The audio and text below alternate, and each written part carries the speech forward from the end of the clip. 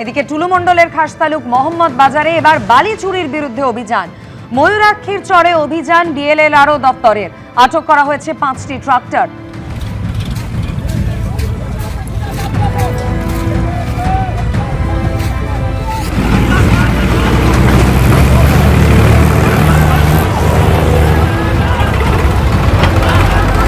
এই বিষয় নিয়ে আরো বিস্তারিত আমাদের জানাবেন প্রতিনিধি ভাস্কর মুখোপাধ্যায় আমাদের সঙ্গে রয়েছেন।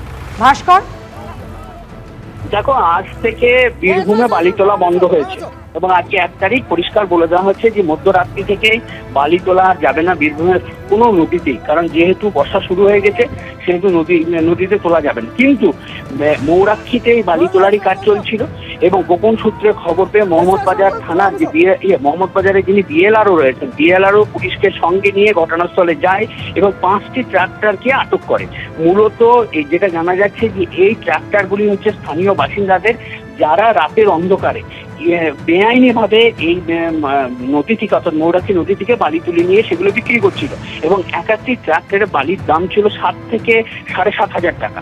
এবং এই ঘটনার পরে এই যে গাড়িগুলি ট্রাক্টরগুলিকে সিজ করা হয়েছে এবং থানায় নিয়ে আসা হয়েছে এবং এখনো পর্যন্ত এই ঘটনায় 2জনকে আটক করেছে পুলিশ। পুরো ঘটনা তদন্ত করে দেখা হচ্ছে যে এর সঙ্গে অন্য কোনো কেউ যুক্ত রয়েছে কিনা।